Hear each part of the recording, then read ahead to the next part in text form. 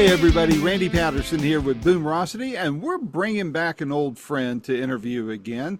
It's Jock Bartley of Firefall, and Firefall has a new album out called Friends and Family 2. If you recall, about 2 years ago, when we last talked to Jock, we were talking about the album Friends and Family 1.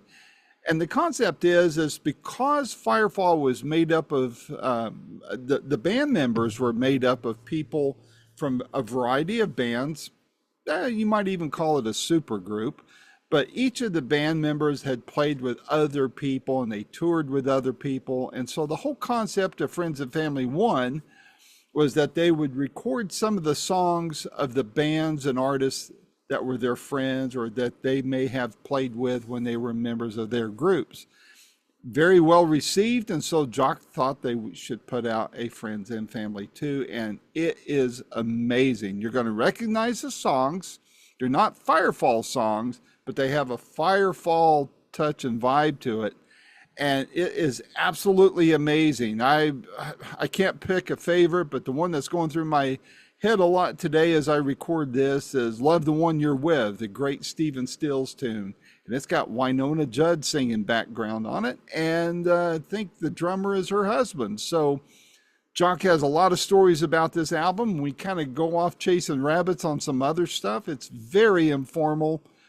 You might see a lot of camera movement on his end, but we're just two friends talking and you're sitting in and getting to listen in on it. So while you're listening to this, would you please hit like and would you please hit subscribe? Both are not going to cost you a dime, but it helps us out tremendously. And go ahead and share it with your friends too, especially people who are either Firefall fans and or classic rock buffs just like we are. So without any further ado, here's my latest interview with Jock Bartley of Firefall. Until next time, this is Randy Patterson with Boomerocity.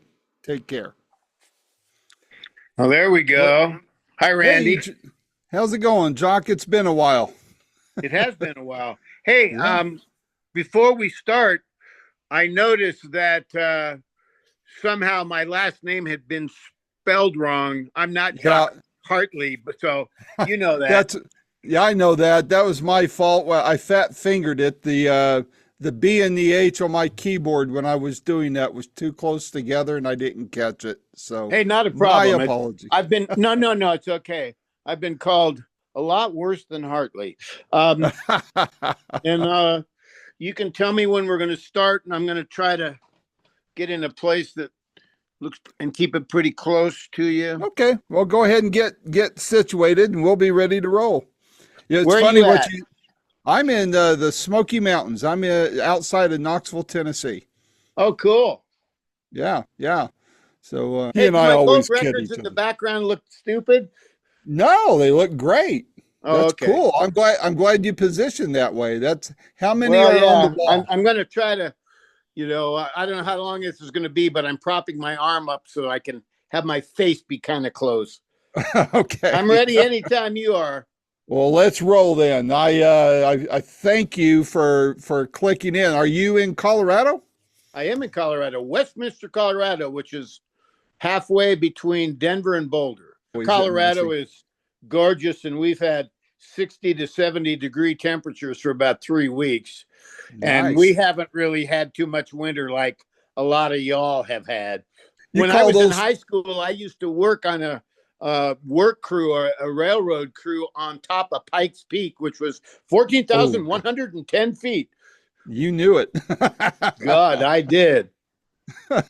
Yeah, you would probably call our mountains foothills here. So Yeah, probably so. But hey, the Smokies are great. Thanks for having me on. Love to talk about our new record. It's going to be great. yeah. Well, before we do, two questions. How it's been about 2 years since you and I last spoke. We last spoke when I call it Friends 1 came out. And Right. so I want to know how you have been, and then also want to know how Friends 1 did before we start talking about Friends 2. Well, I kind of knew going into Friends and Family, what ended up being number one, knew that we wouldn't really get any radio airplay like you used to in the Right. old days. And probably knew that we wouldn't be in too many record stores, which are kind of obsolete anyway, So I can't say that it sold a lot. We've sold pretty good for where we had it. We sell them at gigs, and but everybody really loves the record, and we've gotten a lot of attention from it. And it's an interesting concept for those people who don't know. Um, my manager said to me a couple of years ago, the original Firefall members played in other famous bands, Mm-hmm. like the Byrds and Flying Burrito Brothers and Spirit and JoJo Gunn, me, in my case, Graham Parsons and Emmylou Harris. And Yep. he said, why don't you do an album of just their songs? And I went, great. That's a good idea, but let's expand that to, we used to tour and got to be friends with the Doobie Brothers, the band, Leonard Skinner, Marshall Tucker, Loggins and Messina. Let's do a song of theirs too. So that's what Friends and Family concept is all about. And after 8 or 10 Firefall records that I've been involved with that were all our material, or maybe with some outside song, this has been so much fun and so great. And we just finished number 2, and great songs on that one, and I think great songs on the first one too. I agree. I agree. I love the first one and have given number 2 several listens too. And so tell me, is number 2 um, made up of outtakes from number 1, or is that all new recordings that you tackled, or what? Tell me about Yeah, it's all outtakes, bad outtakes with a lot of mistakes. it. You're funny. No, we picked bands for Friends and Family 1, with obvious songs like Loggins and Messina, and some Leonard Skinner stuff and Fleetwood Mac. So when we made number 2, I knew I had to find 12 other songs. And we hadn't really done a Stephen Stills song. We'd done Crosby, Stills, and Nash, but we did Love the One You're With. Mm-hmm. And Lynn liked it so much, our record label guy, that he decided to put Love the One You're With out as the first single off of Friends and Family 2 that features Wynonna Judd and her husband, drummer Cactus Mosier, on it. And, it's just great. So we had to pick new songs by new artists. Like on this coming album, we did a Beach Boys song. We used to tour with the Beach Boys a lot. And Mm-hmm. and I knew that, Fleetwood Mac, the original Firefall toured with them, not only for their White Album when they first came out, but also in Rumors, which were the best gigs we ever played, Mm-hmm. in huge stadiums with Bob Seger and, Fleetwood Mac headlining and Bob Seger and Firefall, and just amazing stuff. I knew that it would be probably okay on Friends and Family too to have another Fleetwood Mac song. So we picked a different one, So no, these are all new songs. So 13 on the first record and 12 on the second. That's Mm-hmm. 25 songs. Yep. And, Yep. as producer of the record, it was just so much fun. And, to sit back and listen and go, what does this need? Because some of the songs we kept just like the original, like the Dan Fogelberg song, which our version, of course, sounds different than Dan's, even though because it's a different singer, different guitar sounds and placements and all that. But then there were other songs, and our other songs on number 2, where I let us take it places that were new and still being true to and honoring the bands, the songs, the 70s that they came from. Songs like our Doobie Brothers song off of the first record, Mm-hmm. Long Train Running. Well, we stretched a little bit. Mm-hmm. Mm-hmm. I couldn't help but notice. In fact, it made my ears perked up when I was listening to "Love the One You're With." I was like, "Who is doing the female vocals back there?" It had almost like a Bonnie Bramlett type of Yeah, vibe to it, and I was like, That can't be Bonnie. I mean, I haven't heard from Bonnie in years now, but she's kind of fallen off the face of the earth. Though I was kind of hoping it might be her. But then when I saw it was Winona, I thought, well, of course, Right. very similar tones there. Huh. I hadn't thought of that, but you're right. And, Bonnie was so great, and her daughter's singing up a storm, in modern times here. But yeah, I used to play in a band with Cactus Mosier, the drummer, who's now the husband of Winona Judd. And I Hmm. wanted a kick ass rock and roll drummer because on the original Stephen Stills version, there's no drums. It's all That's just right. percussion. Joe Hmm. Lala on percussion. Yep. The late great Joe Lala that played on a lot of Firefall albums, and Yep. so Cactus played drums on it, and I kind of got up the nerve, and I knew Winona.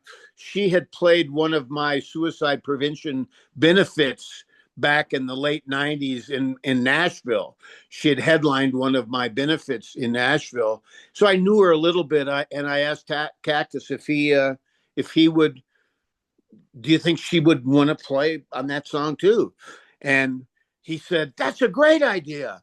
And I know her producer's going to really like it. So I can say, without question, yes.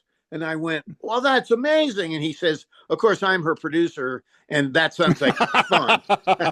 Yeah. So anyway, but Winona Judd, yes, she's got that distinctive, ballsy, bluesy voice, and there's nothing in country music like her.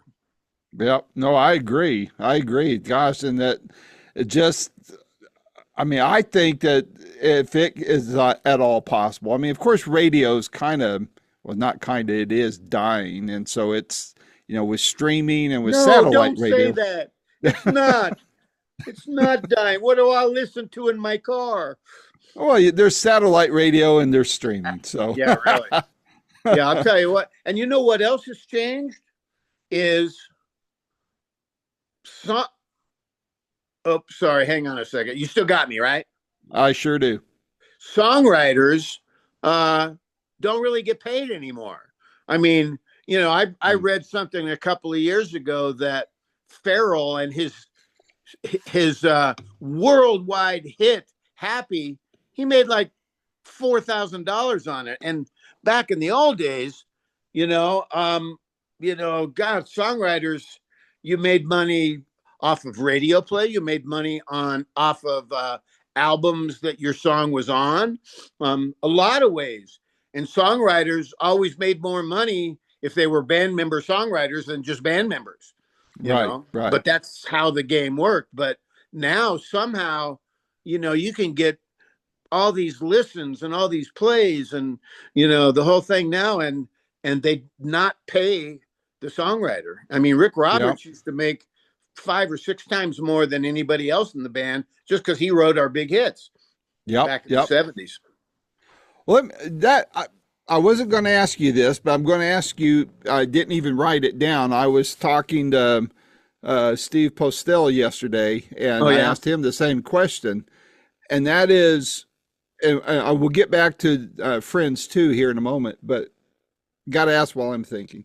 Um, all right, so a lot of your peers, they're selling their catalogs, right? Because getting up in age, may as well take care of the estate now while you're still alive. I totally get that. But what my concern is now we also have all this stuff going on with this little thing called AI. And we're seeing songs created like a new Beatles song with two voices of people that have been dead for a while on Right. there. And I'm wondering, and I'd love to know your thoughts on this. I mean, the one benefit I see is that AI will ensure proper accounting for royalties because they'll go out into all over the Yeah. world on the internet and calculate that. So that's great for whoever's buying these catalogs that have spent, 3, 4, 500 million dollars for the big ones, 5, 10, $20 million for the little bit smaller ones. But those And guys are actually, going a to lot less benefit. money for the smaller ones, even from that. But Yeah. So what do you think of all that? How do you view all that? Well, I'm a lead guitar player, and I joined into a band that had two great singer-songwriters. So I didn't write any of our big hits, and I've never made a lot of money on publishing, Mm-hmm. although at times I had 4 or 5 songs on a record. And, Sweet and Sour was on a platinum record and of mine. But so I view publishing slightly different than somebody who made a ton of money off of it. And we had guys in our band that did, because they got, Mm-hmm. Firefall got extreme amounts of radio airplay the first 3 or 4 years that we were in business. And that money goes all to the writer and publisher.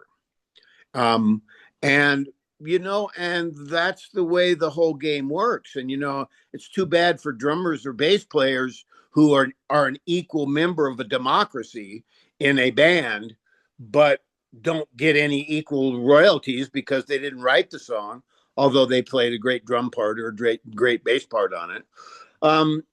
So I feel for them. I'm curious about how the whole publishing, royalty, songwriter making money on stuff kind of dried up, because for the last 10 years, and I mean, I don't know what Nashville's doing right now, because those guys, they have, okay, I have a 9 a.m. with so-and-so to write for, Kenny Rogers' new album. And then we've got a 11 a.m. with, and it's just such a business in Nashville. I know that, and you get paid for radio airplays, but this streaming stuff and all the new ways that, or you have to buy, to get into iTunes or whatever. So it's very strange, and it's kind of messed up, and I'm not happy about it, but it really hasn't affected me directly because I never made a lot of money on publishing.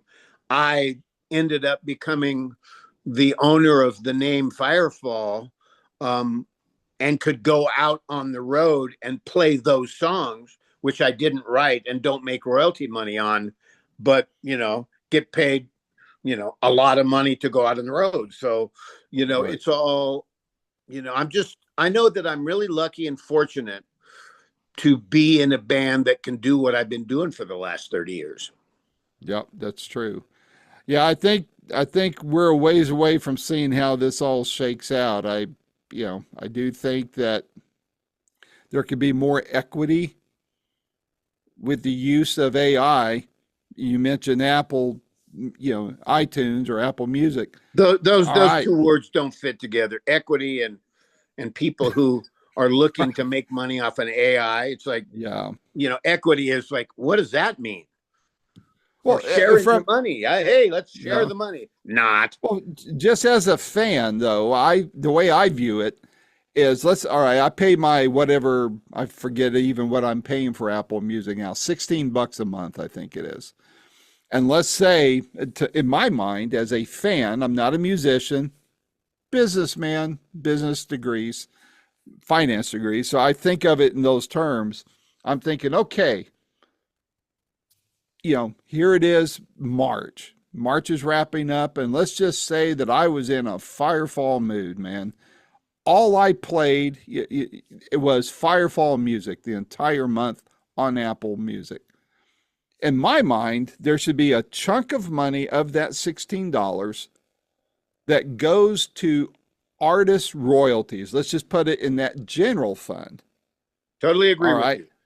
And how it gets parsed out between songwriters and whoever owns the public, that's I'm oversimplifying right now, but if there is X dollars from that $16 that goes to artist royalties, artist revenue, which I don't know if any go to that. Yeah, I don't know either. I'll bet a few pennies go to that, but the Yeah. people in charge and pulling the financial strings of that whole arrangement, they want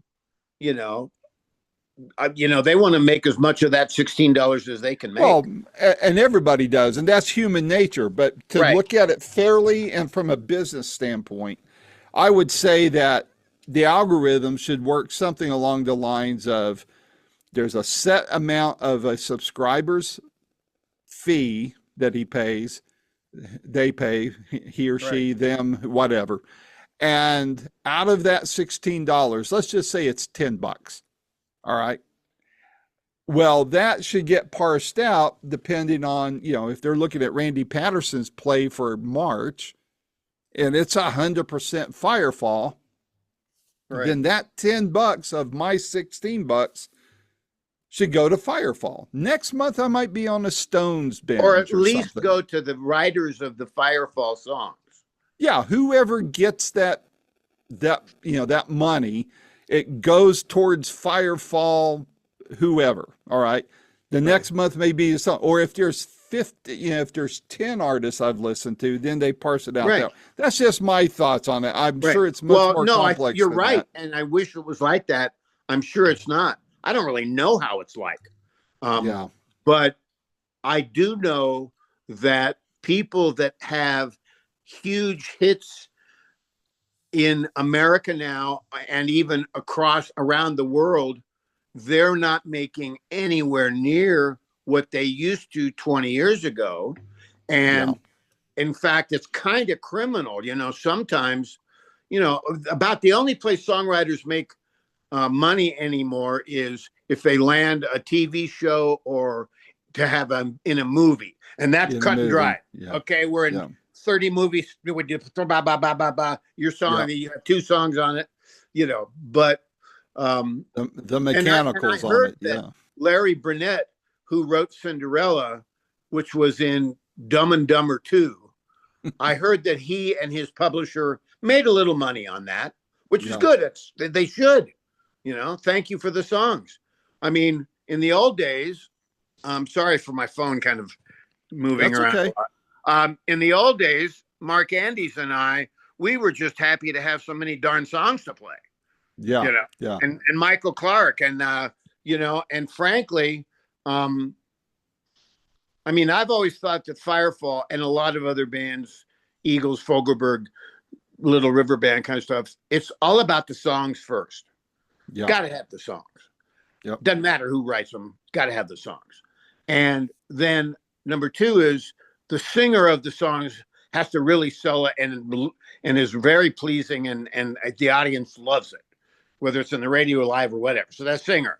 And then the sound of the musicians playing together, those 5 or 6 people, which Firefall had a really amazing chemistry. And actually, some people have told me, no, man, the sound of the band was way better than, it's like, no, without those songs, we wouldn't have had a band, so, I realized, and Mark Andes and I were just happy, and Michael Clark were just happy to every time we had to make an album, Rick would bring, 8 or 10 songs and Larry would bring, 5 or 8, and I'd bring 2 and then we'd look at what we had.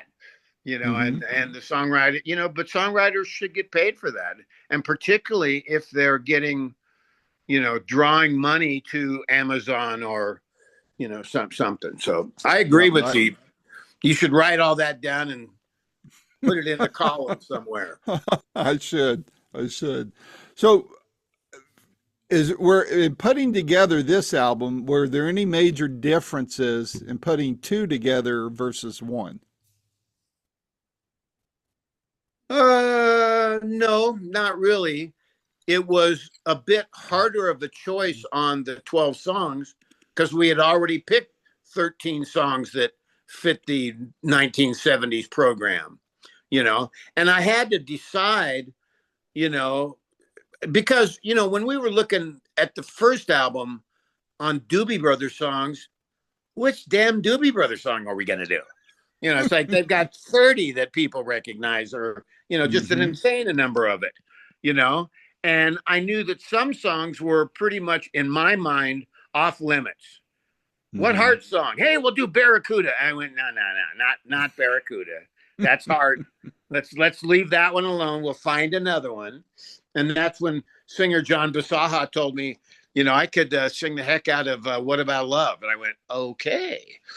So sometimes the choices, I really ask the two lead singers, Steve Weinmeister and John Dasaha, you know, what Beach Boys song should we do? Because I thought it would be kind of stupid for Firefall to do one of the Surfin' USA songs, the early days of the Beach Boys, and somebody suggested, how about, and that's the one we did, which was kind of a lesser song. The name escapes my brain right at this moment.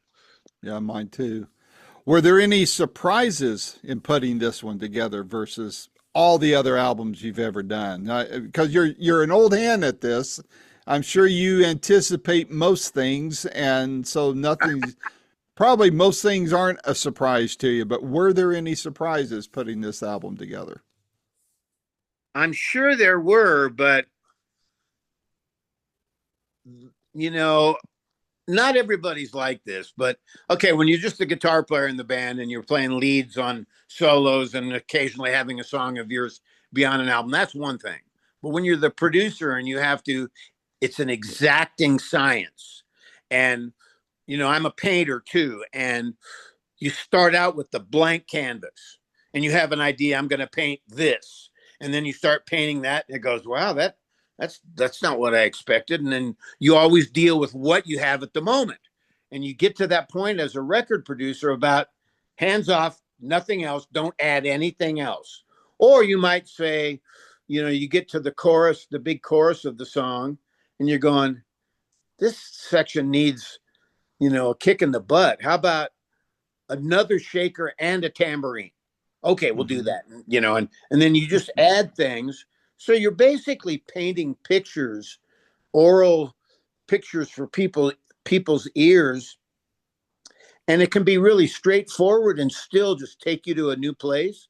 It could be one acoustic guitar and a vocal and a tambourine in the background, and it can still take you to that magical place the song takes you. Or else it can be like, a Beatles song. They were the masters of creating these little universes of, and they were the best, but there were other bands that did it too.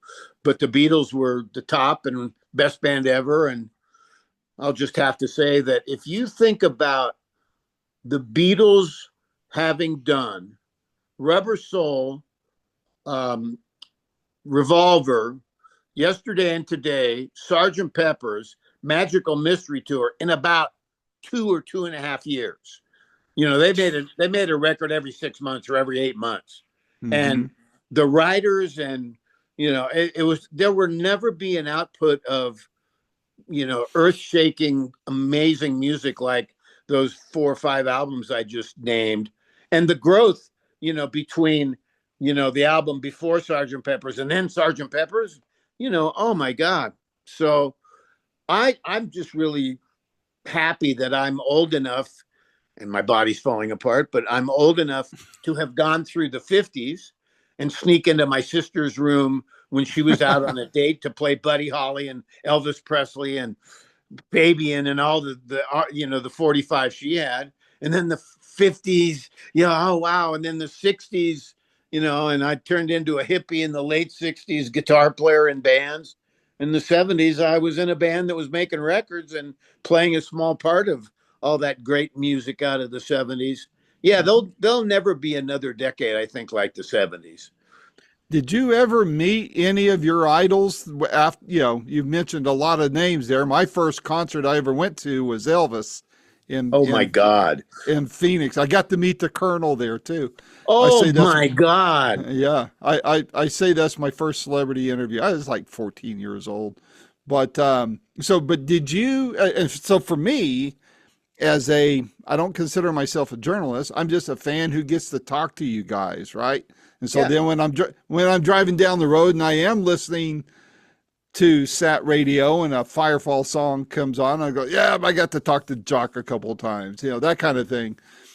Are there any artists that you got to meet that when you met him, you were kind of like gobsmacked from meeting him because you listened to him before you became famous? Absolutely. Yourself? And for instance, I got backstage at a Paul Simon show in Boulder because I knew, the people putting on the show. And after he talked to his family and friends and everything, he came and greeted the 3 or 4 other people in the dressing room. And he got to me last. And I was just like, Paul Simon. Yeah. He'd be Paul Simon and Paul McCartney, and maybe 1 or 2 other would be in my top 3, and Paul Simon, you think about that. And I told him I said, "Hi, Baba, amazing concert. I just want to let you know that and I told him a little bit about the effect that he had on me. But when I put the picture that I took of him on Facebook the next day, people started asking me, well, you told him who you were, right? And I went, no, you didn't tell me you were Jock Bartley of Firefall. And I went, hell no, I didn't. Now he probably, who knew who Firefall was or heard some of our songs or whatever. But it's like, I'm not going to brag to Paul McCartney that, hey, I got a gold record too. It's like, and I've gotten to meet so many people. I mean, Stevie Nicks came and sat in with us twice in LA, Wow. And, Mick Fleetwood, managed Firefall for about 2 weeks, and hanging with Mick Fleetwood is totally a kick. He is one of the most unique people on the planet, probably. But, yeah. And I also got to, after shows, got to hang and drink sake with Ahmet Erdogan, who's the CEO of Atlantic, bigwig of Atlantic Records, So yes, now there are a lot of people that I haven't met who I adore and would just fall over when I meet them.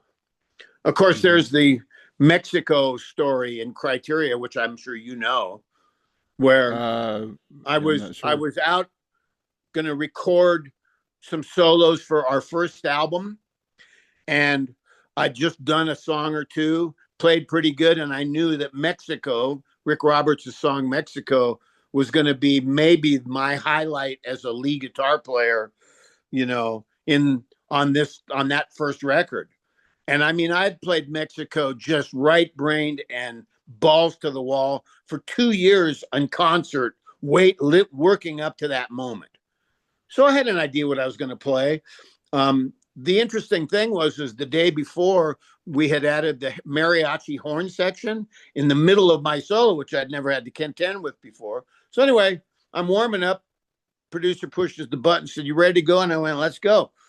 I had my amp sounding great, and that was my old my Les Paul and my old Fender Super Reverb amp, who I could hit just about any note on any string and just go wah, and have it be feedback as long as I wanted to hold that note, And so I started playing, and it's going good, and and I'm thinking somewhere the horns are going to play in my solo, so I'm just cooking and playing like I normally was, and being a right-brained 25-year-old guy, or however old I was then.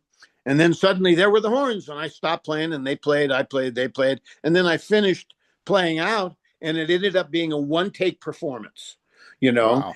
The one that's on the record.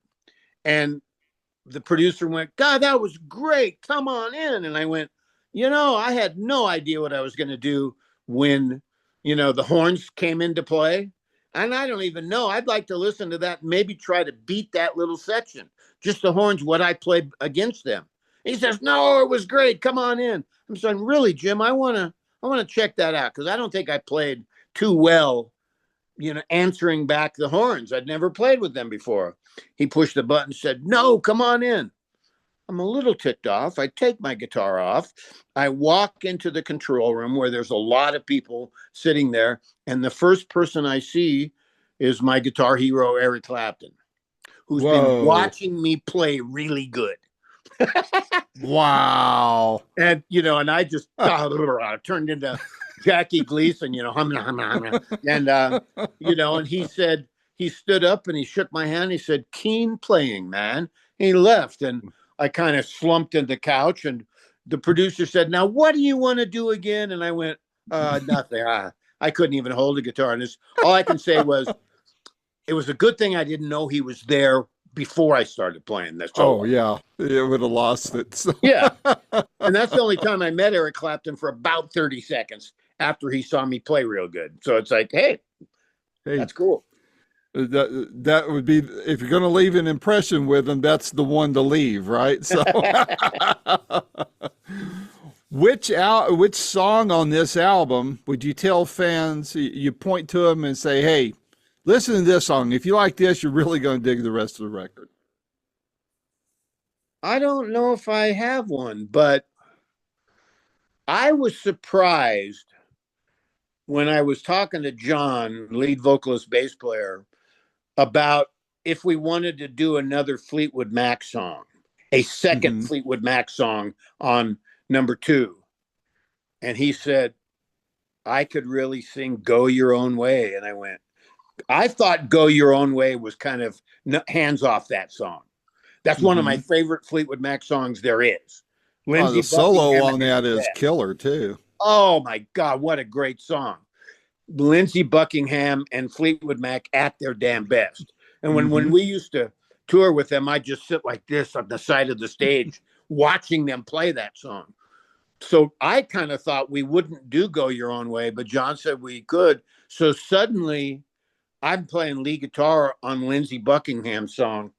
And like I did with a lot of the songs on both records, like when we did Simple Man by Leonard Skinner on the first Mm-hmm. record, I Mm-hmm. didn't go listen to the lead guitars because they were the hottest 3 lead guitar players going back in the 70s.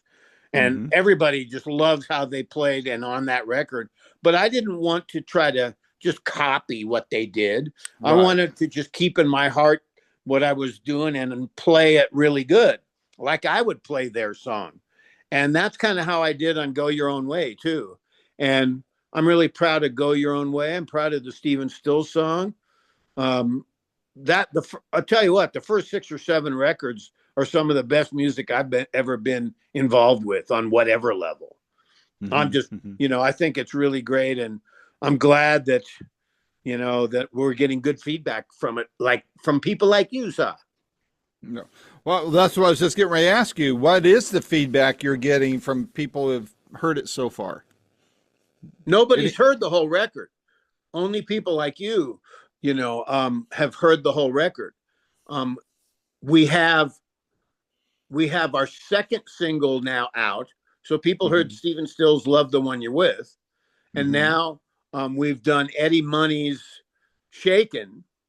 Mm-hmm. And I'm really glad Lynn picked that as the second single because, Firefall, I mean, a lot of people think Firefall is mostly just remember I love you and you are the woman. Mm-hmm. I love those softer songs, But all along, we've been a rock and roll band. Mm-hmm. And, to play Shaken. And again, I listened to the guitar parts that are on that Shaken and what the guy played. Excellent guitar player for Eddie Money back in those days, And then I realized that the first couple licks are kind of signature guitar licks. And I said, well, I'm Mm-hmm. going to play those. I'm going to learn those and play them and then just take off and go wherever. But I'm really glad that we have a really rocking song for our second single and not a Yep. ballad. Yeah. Cool. I think anybody that's going to hear the whole album, they're going to be like me, and it's going to be a deal where it's like, I, you love each song for different reasons.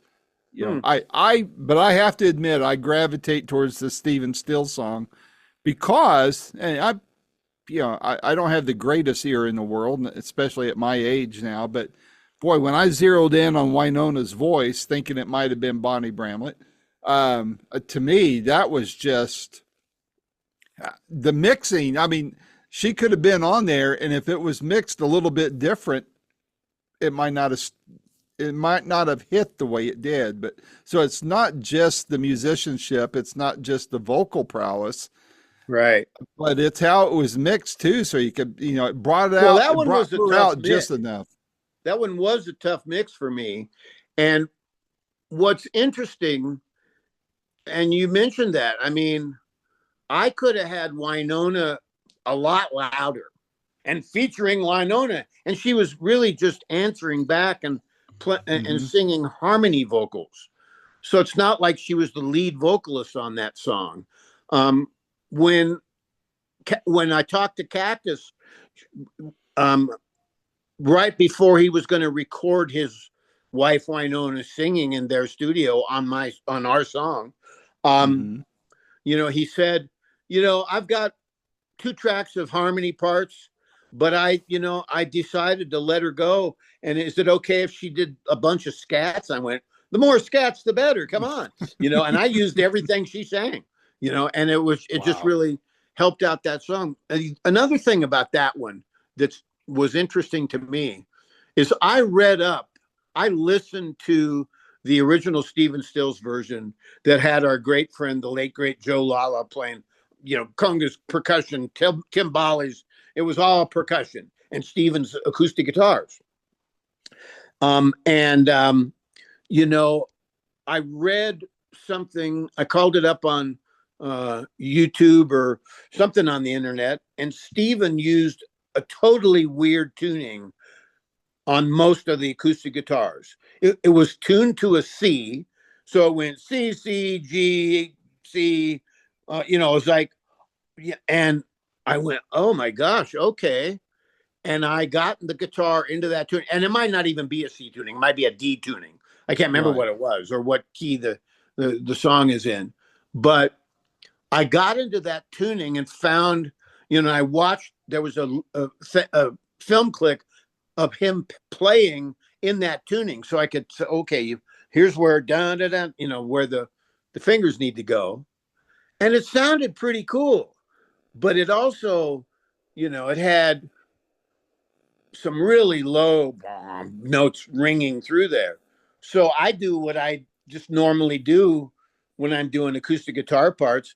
I don't mind putting 5 or 6 different acoustic guitars together, playing slightly different things. Right. And this one on a high string guitar, and this one's a 12 string, and this one's down to D, and then make this 1 or 2 sounding just gigantic acoustic guitar, So I had a couple of them with the tuning that he he played it in, and then I did just a few regular, like I would have, played it before I knew all of that. Right. And that was such a fun track to do. I bet. And once I got the drums back from Cactus, I went, woohoo! we're on the right track with this one. There you go. You mentioned Joe Lala a couple of times, and I must admit, I totally forgot that I talked to him probably, let's see, I've been doing this 16 years, probably about 14 years ago. Wow. A friend of mine, Rob Parisi of Wild Cherry, he is good friend. He was good friends with Joe, and Joe was living in Florida, kind of down and out, also taking care of his mom too at the time. Yep. And Rob arranged for he and I to chat. And I was ready to interview him. And unfortunately, I'll say this, that the interview never saw the light of day because, oh Jesus. Well, I've got it, but it just turned Stop a second. Stop. Oh, go ahead. Go ahead. I've got a disaster on my hands, and I sat on the corner of a table, and the table leg broke. So now I'm going to sit on the stairway, and we'll finish. Sorry. All right, no problem.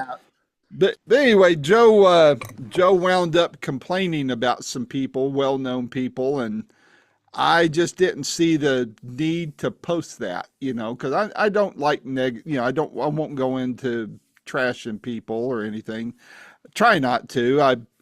My Dan Peak interview that I posted the audio on recently, he did slam some people, but that was Dan talking, and I wasn't asking for it. But right. Well, maybe to me, as an artist, you have to learn early on, if you're going to ever be asked to do interviews, to not slam anybody. And even if you have a problem with the producer or the leader of the band or blah blah blah or something, you don't put that stuff out in public. So that kind of surprised me about Joe. But he was a really lovely fellow. And, you know, after he died, he must have had 40 gold and platinum records on his wall from playing with everybody from Crosby, Stills and Nash to Stephen Stills to the Bee Gees to everybody. And we took him out on the road with us whenever we could make it work. And he was our sixth member of the band. And he was such a great, particularly conga player, So sorry your interview with him didn't work. But shit happens. I may be remembering it a little off. I haven't listened to the interview since, and so I should go back because I mean it's historic in its own right because it's Joe, right? And some of the names he mentioned were significant and all that. It might be a thing where if I might make a copy of it and send it to the people he was talking about so they can have it, but probably not. No, just keep it. I wouldn't do that. No, you got to though realize that when he was playing or with anybody was playing with a Crosby, Stills and Nash type of band where they were just the hired gun to play their part. And no matter how much a couple of the big stars, said, man, we can't do it without you. And we love how you play. And, blah, blah, blah. And here's an extra bonus and all this kind of stuff. There's always some of those jerk rock and roll stars who don't treat side guys very well. Yeah. And they kind of, I got my thumb on you, so, I can't, me being in a band and, being in a democracy. And even though, it's my band now, everybody gets to say and stuff, but I can relate to people who have been in that position where the person they're working with doesn't treat them very nicely. Yeah. Yeah. Anyway, we get off that subject. Yeah, for sure. I didn't know enough about it to take a side. Not that it was my business to take a side. It just, he was commenting. Right. But so, hey, what's next now? You got this album rolling out. What are you going to do next? What, any touring, any shows you're going to do to support it? Well, yeah, of course. We're not touring a whole lot this year, it looks like, which as a guy in his 70s with, walking with a cane and stuff, it's like, that's okay with me. We are touring. I'm doing a lot of interviews. It's my plan that now that we've done the second Friends and Family album, which is a lot of other people's songs, it's my plan that I want to do, even if it's not a full record, a 5 or 6, 7 song EP of new Firefall songs, because we got a bunch.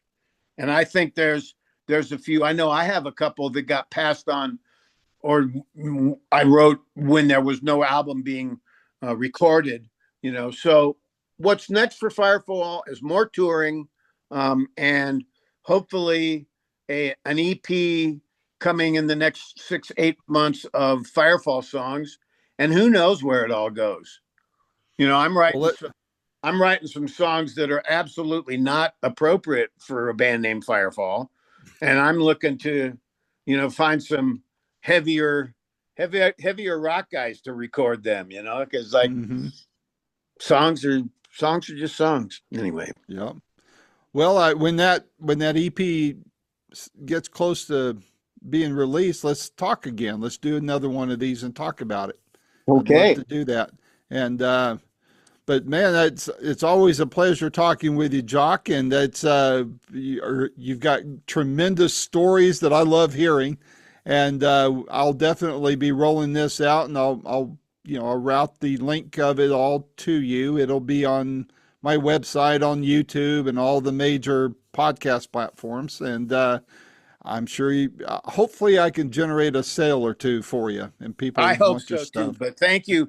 I appreciate your interest and wanting to put me on and backing us. You're a prime supporter of these Friends and Family albums. Some people didn't like the concept. I heard some stuff on Facebook, a year and a half ago. Why in the hell would Firefall be doing oh, they're Doobie Brothers songs. That makes no sense at all. It's like, well, okay. They don't get it. They don't get it. They don't You get know, it. that's the thing. And I'll say this before we run. That's what I love about the music business. Now, again, I'm not a musician. I'm not, I'm not an insider in the industry or anything. I'm just a fan that gets to talk to you guys. But what I'm always struck by is how intertwined everybody is. Yeah. The interactions between musicians and how they work together, and I mean, it just blows my mind. I'm always learning something new about who has worked with who. Right. And I love it. And there's this constant cross-pollination going on that I think is great. And I think that's as much for consumption as the music itself. If people just realized how that is. I mean, for guys like me, I love that kind of stuff. So I eat it up. And I think it's still happening. And you go out on the road and play with two other bands, and suddenly you're asking one of the guys to play on your next record, or they one of their guys gets sick and they ask you to sit in for 2 gigs or whatever. Yep.